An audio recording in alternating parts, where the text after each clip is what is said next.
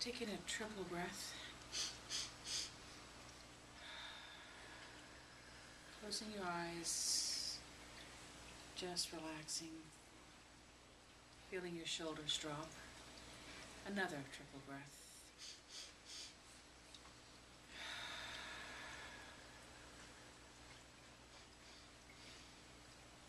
One more. Letting all your breath out as much as you can.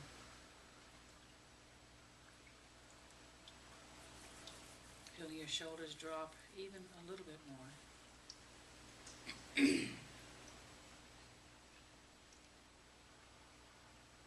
Breathing into your body. Breathing in. When we concentrate on our breathing, the mind doesn't have the same leverage. Taking that deep breath in, notice the cessation of the monkey chatter.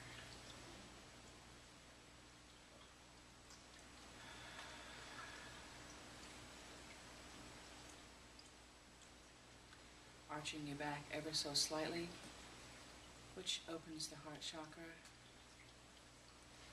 Tipping your chin down just ever so slightly, which opens the crown chakra and aligns your energy channel.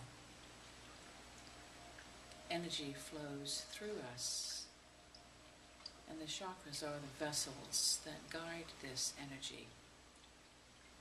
So important for them to be lined up, open and clear and vibrant.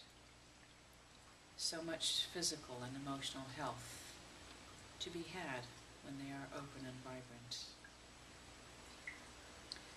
Imagining all of your chakras, the base, the kundalini, the ruby red, vibrant color, representing your safety and security, vibrating to the note of C. Imagine hearing the notes of middle C.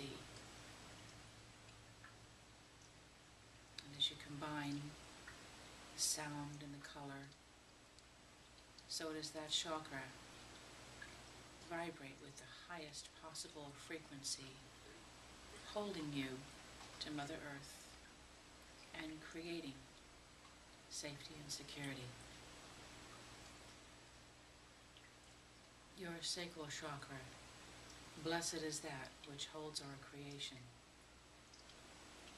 Orange, musical note of D. Imagine a tangerine of the brightest, most brilliant orange. This is the chakra of the sexual system. And the sexual system is creation. This sacral chakra also guides your creative outlet, not just the creation of life, but also when you paint or dance or speak or write. Anything that is created comes with the energy from this chakra. The solar plexus, a lemon yellow, vibrant, clear, cool, resonating with the note of E.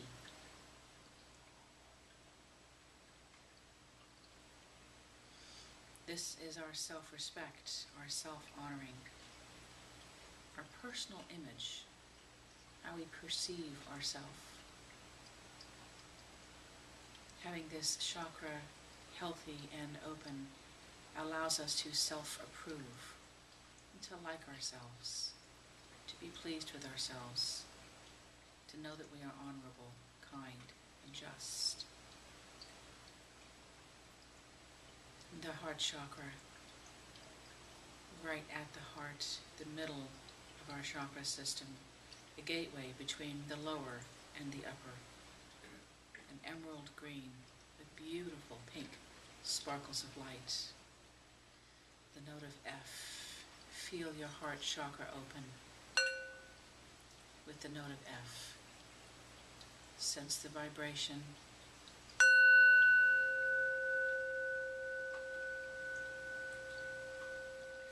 heart expanding into the room and crossing over like an energetic Venn diagram with everyone next to you,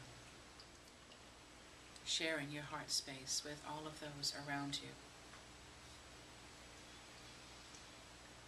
Your throat chakra, an azure sky blue, clear, bright, cool, the source of your communication,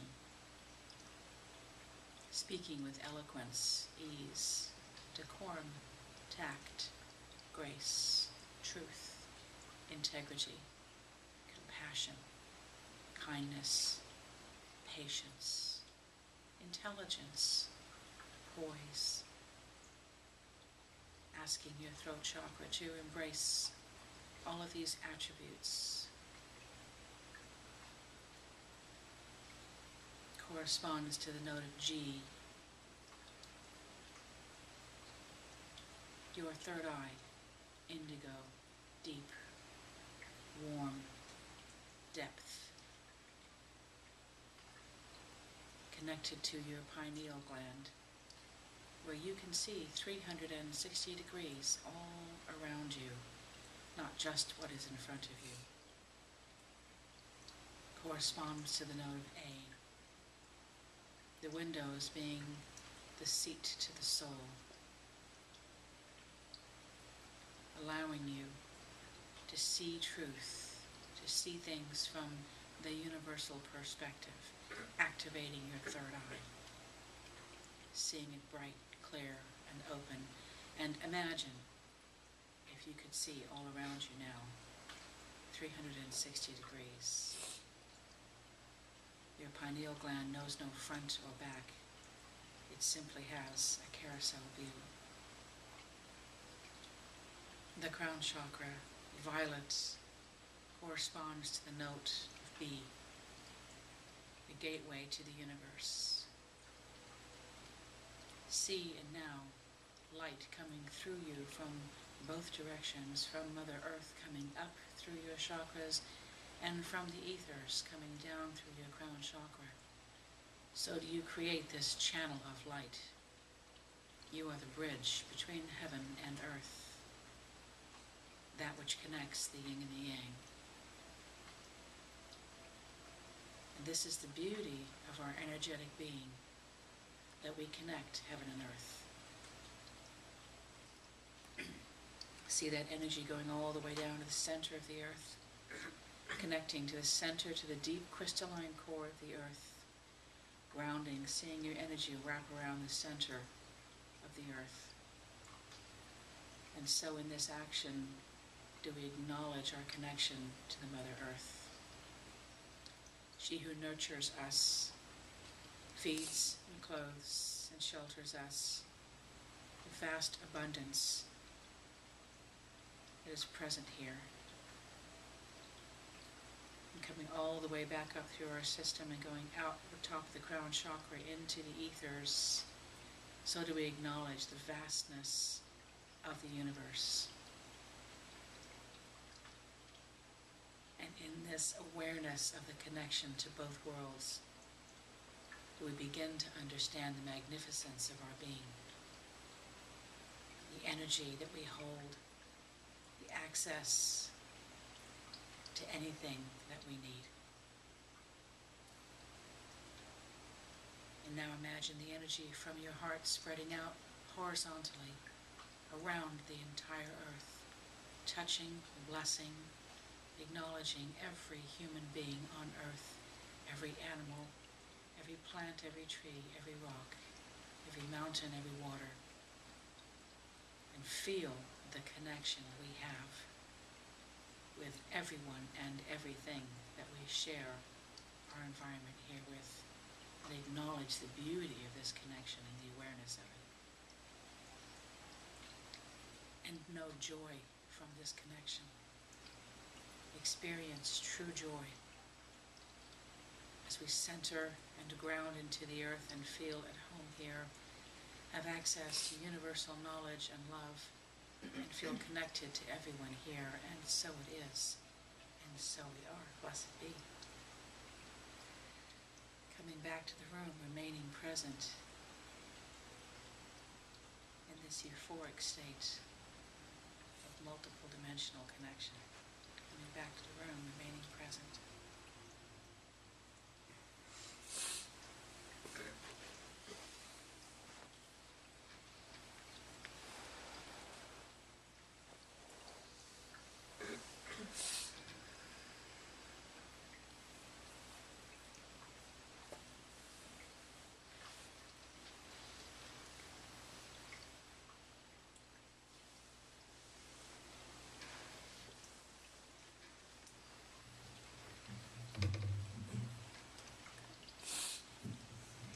Everybody back?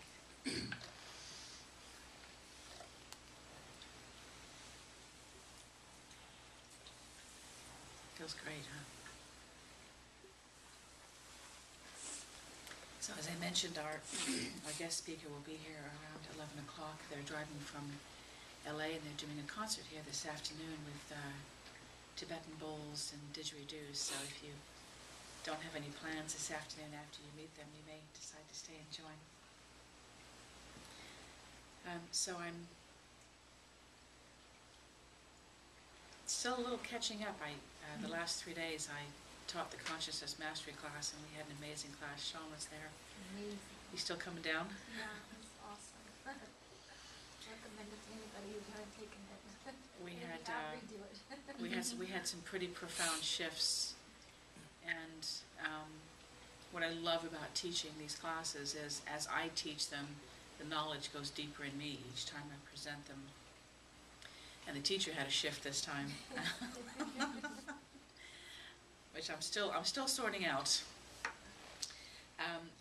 But my topic today is also a similar one that I put in the opening magazine article for our March issue, which Jessie is our amazing editor, graphics, assistant publisher, and you're here, that means the magazine's done? No. Almost there. Almost. She does just she leaves the room. She does a wonderful job. You guys have seen the magazine. That is so largely to her effort. She just does a superior job. Thank you. And so I wrote my article because Jessie was reminding me that I was the last of the Mohicans. I was the last one to get my stuff in. So I was up on Saturday evening writing my article. And I love how as I'm just driving around and interacting with people, I get my inspiration. And I was on the freeway and I looked to my left and I saw this SUV with a spare tire on the back, you know, as they protrude and they hang on the back hatch. And there was a cover on it and it said, "One life, period, live it." And as I read that, it hurt my heart. This idea that we only have one life, and it began to unravel to me this group consciousness that we have acknowledged as truth, that we will grow up, we will be a child once, we'll only be young once, we will only have a certain amount of childbearing years, we only have a certain opportunity from adulthood to late adulthood to create enough wealth to retire so that in that golden year we have enough health and wealth to live comfortably without being worried.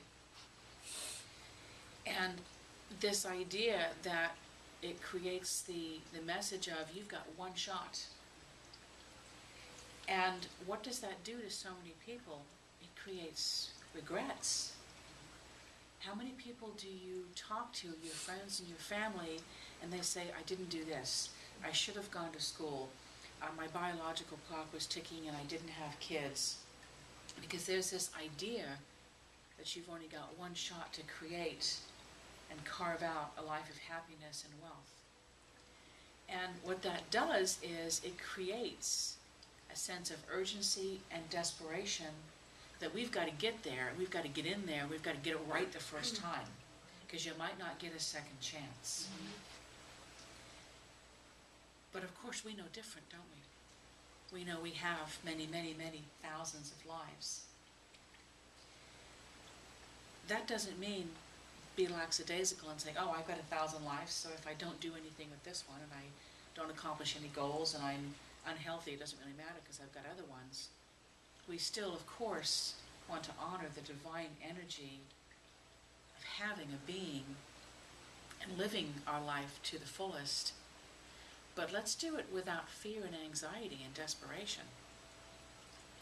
What if everything that you did, and think of all the things you've accomplished, you've gone to school, you've carved out a career, you've had children, you've had a marriage, what if you could go back and revisit every aspect of the things that you've done through your life and ask yourself, what if I did that this time without the element of fear in it?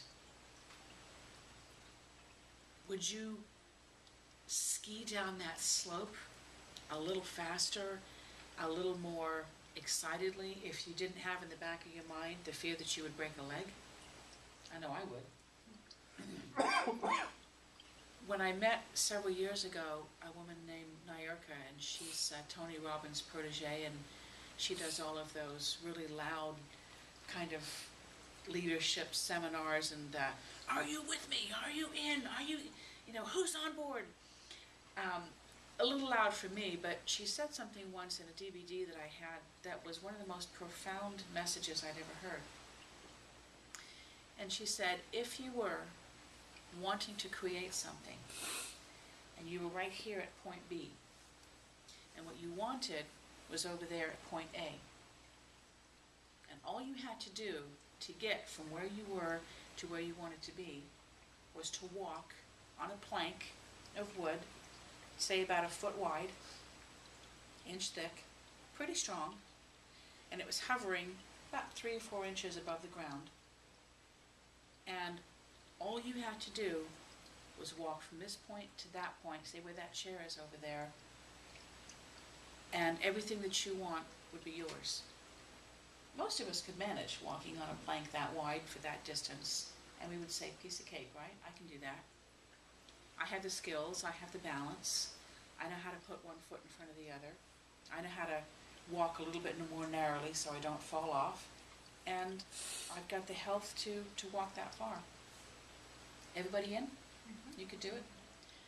Now, if that plank instead were suspended above a lagoon and 100 feet drop below with a family of sharks that were really hungry swimming around. Yeah, and your shark bait. Would you still walk the plank? It's the same width, it's the same strength. You've got all the same skills, only now you're scared. It's the only difference, isn't it? Because before, if you fell off, you would just sort of stumble to the right. You might be able to get back in, but this time if you stumbled, there would be a huge consequence. How many people would walk it now? So we have one taker. Good man.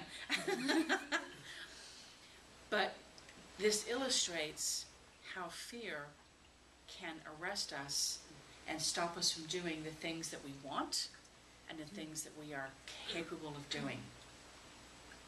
So when we have this group consciousness limited idea that we only have one life, and if we make a mistake, we're shark bait, how does that arrest our movement and stop us from doing the things? And I'm not suggesting that we create a reckless life, because we still are going to do things with inspiration, hope, drive, integrity, competence, intelligence, guidance. We're still going to employ all the right tools to get us to where we want to go. But I want you to think for a moment. How many things do you think you might have done in this earth, in this lifetime, had you not been scared? That if you messed it up, there was only going to be a certain amount of time, and so therefore if you messed it up, you would lose that one shot, and that you can't start a new career in your 60s or 70s, and so you've got to get it right the first time. And so maybe you go and you do something really practical, like be a CPA. How many people were told by their parents, you can't act and you can't sing and you can't dance, you have to go and do something practical, something that is going to ensure your basic survival. Pretty much all of us, huh? Yeah? Some of us have the gift of really, really having the passion of what we did. I remember when I decided to leave the CPA practice and start doing this, and I started a second career in my late 40s. It didn't seem that strange to me. But to a lot of people, completely doing a hard left like I did at 40 some odd years old, I would do it again. I might do this for 20 or 30 years. I might go and do something else when I'm 60 or 70 because I'm not thinking I've only got one shot. You get as many shots as you want.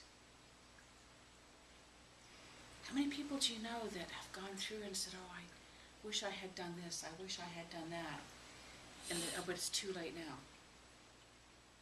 My dad got married yesterday. He's 75, you know? He wore a tuxedo and did a waltz on his, I think that's great. Most people wouldn't get remarried at that age. They would say, what's the point? But he's taking another shot at happiness.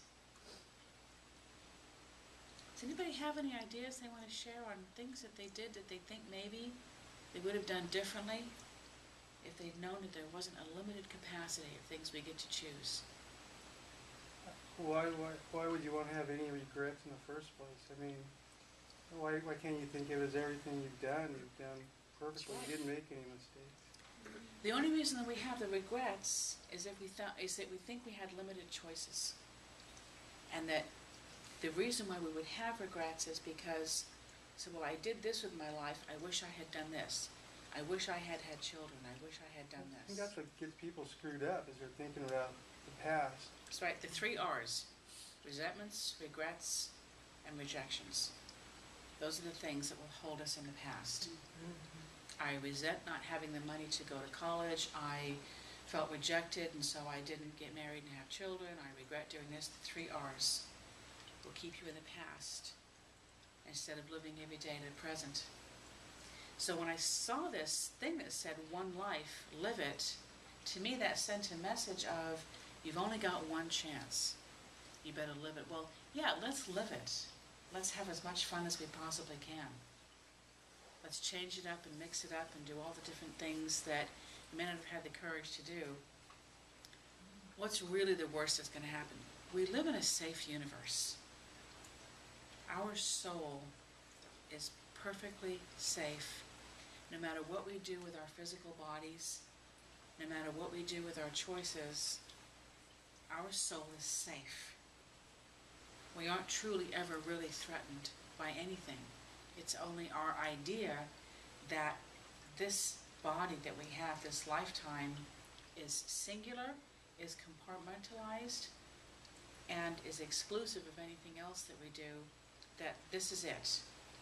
This is the limit of what we are.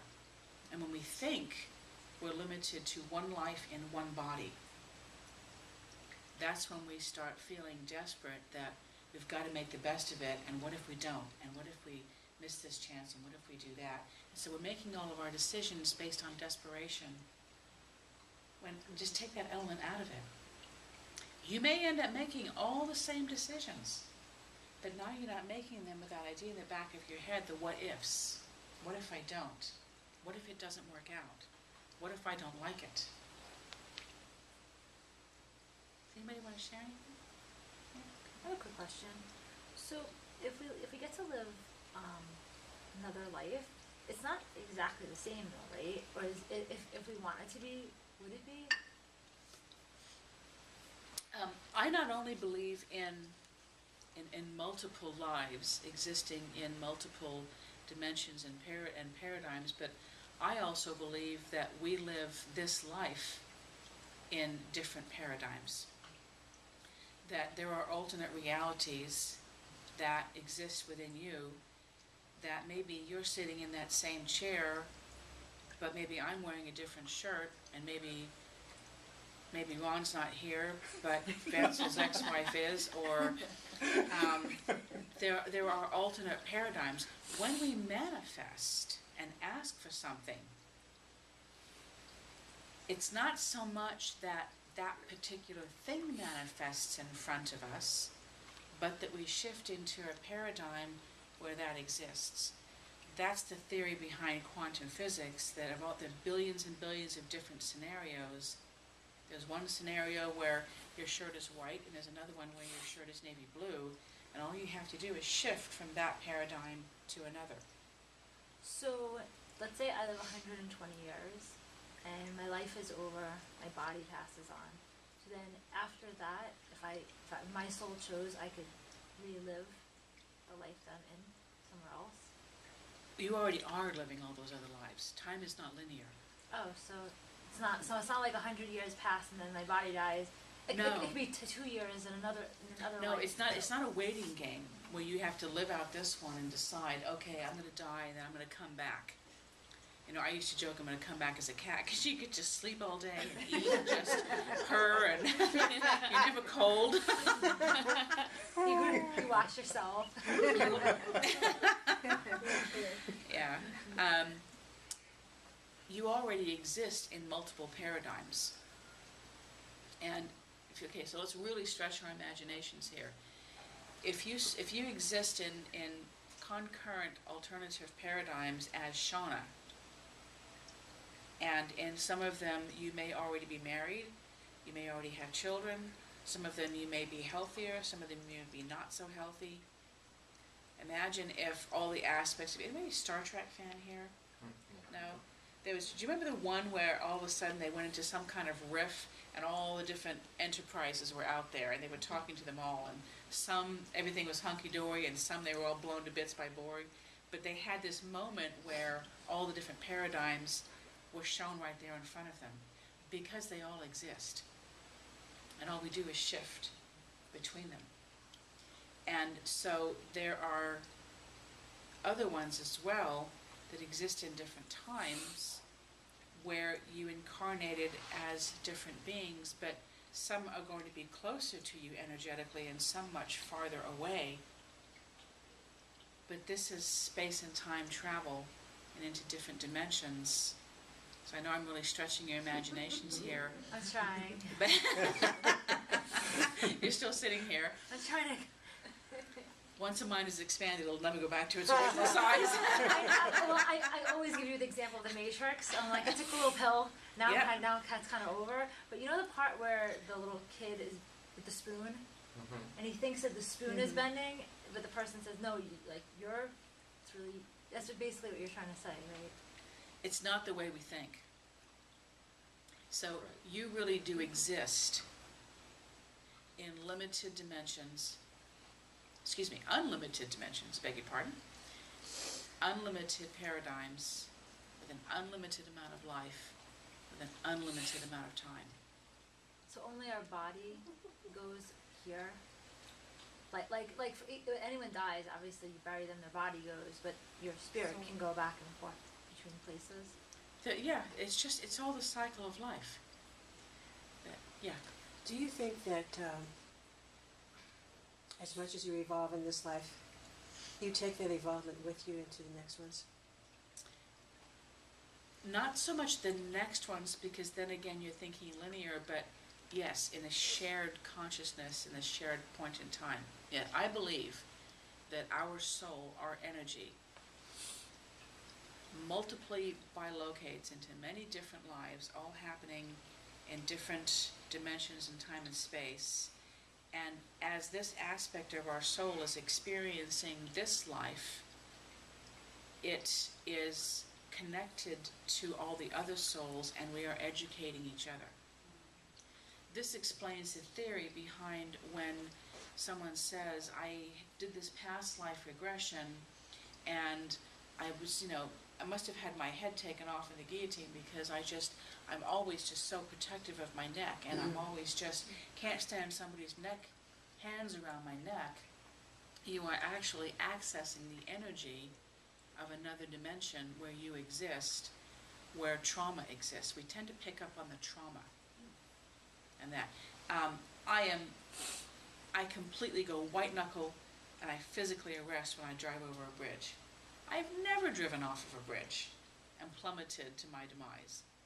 But when I go over a bridge, I can go up to a high building. I'm not afraid of heights.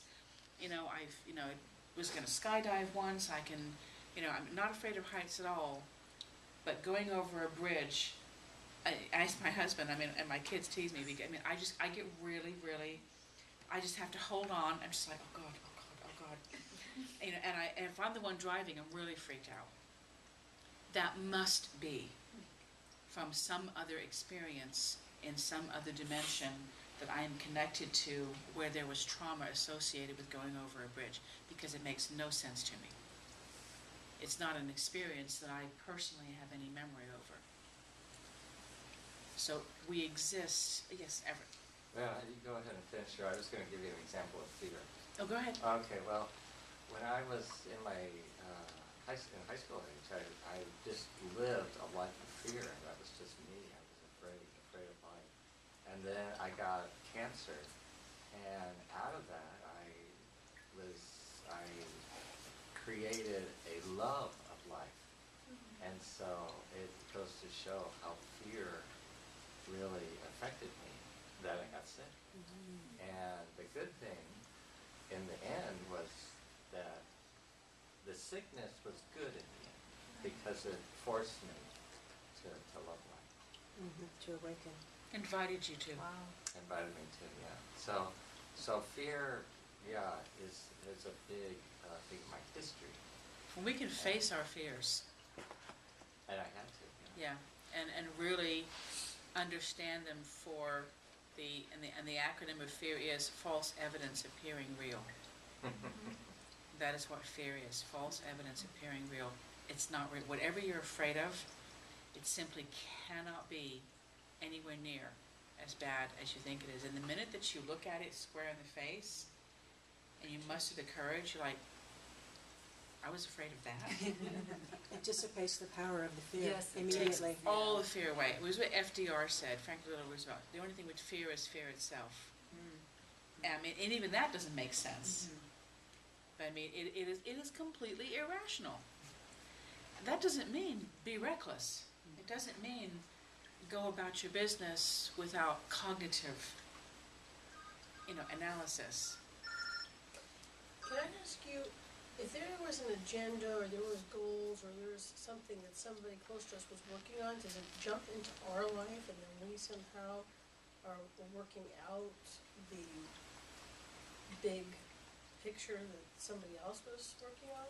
You speaking of contracts? Yes, I'm saying, like, let's say one person wanted to be an artist and they died before they could complete that. Does it somehow jump if you're close to that person and then you wind up doing the work that they never got around to, or? Well, anything is possible. We do astral travel while we sleep. Anybody ever wake up with a sore neck? Because you leave your body right here. So you wake up with a sore neck, you've been astral traveling. So it's entirely possible that you astral travel to that person on the other side and talk to them, and they said, would you mind carrying on my work? And you said, yeah, sure, no problem. But it would be very individual, and really anything is possible. When I mentioned this to you a few weeks ago, that when I was in the morning between sleep and awakening, and I felt my soul re-enter my body, it re-entered fully my whole body at once. That was my sensation. It was amazing. I haven't yet experienced that. I'm an itty bitty bit jealous. That was just what an amazing experience to feel yourself coming back in. Yeah, it was incredible. And Well, it happens what I'm hearing to tell you is it happens so quickly. That all of a sudden you just have this. It All of a happens sudden, I am every- present. Yeah. yeah, it happens every time, but we're not aware in that. How cool that you're microsecond. aware that you're coming back into your body. It was Do you know where you go? sometimes You sometimes remember. I'm visiting with people, with family, with friends, having different experiences. It's like a virtual reality. That's what it is like on the other side, I think. It's not, it is a reality. Like It's an etheric reality. Yeah, like when you dream, you feel like you're alive. So that's how it is when we're on the other side, I believe.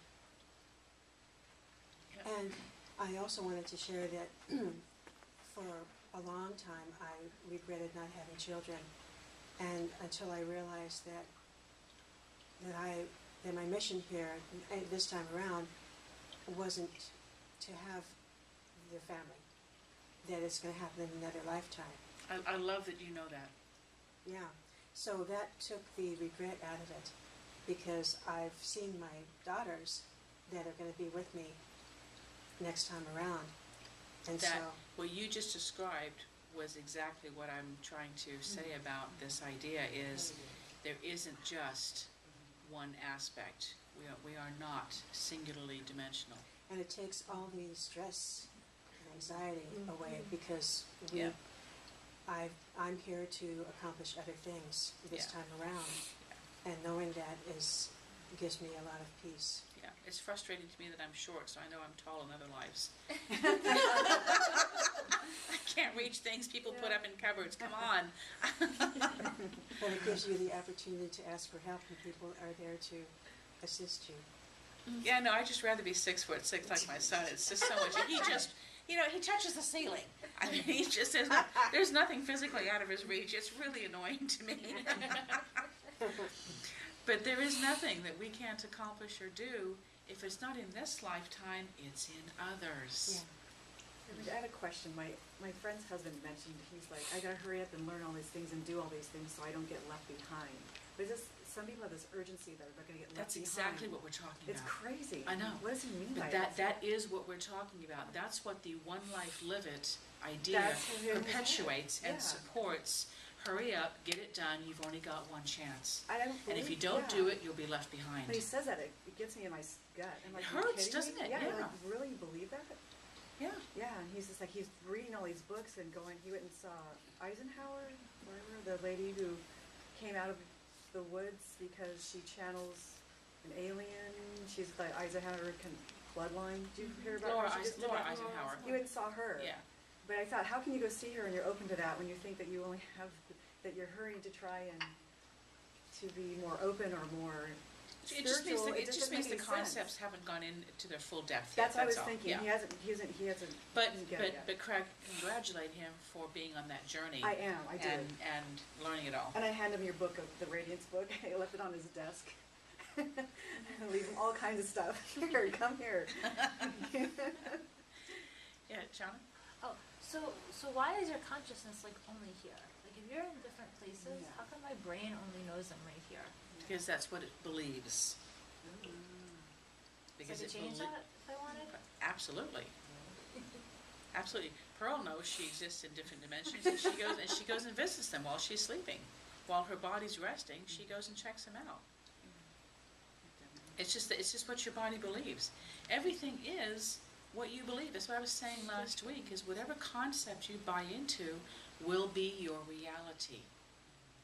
And that's not a punishment, it simply just is.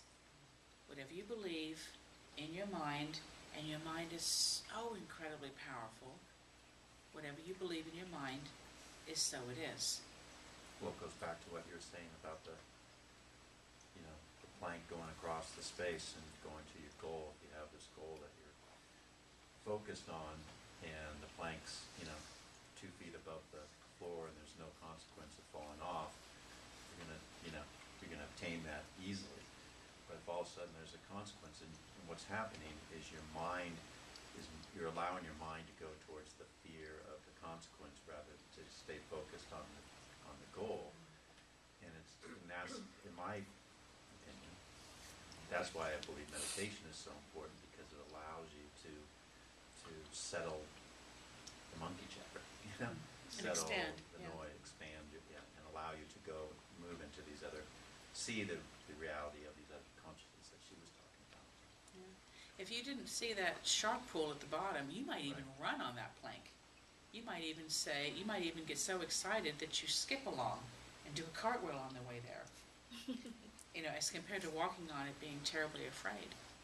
And the reason the fear comes up is it is your ego. The ego is not a bad thing.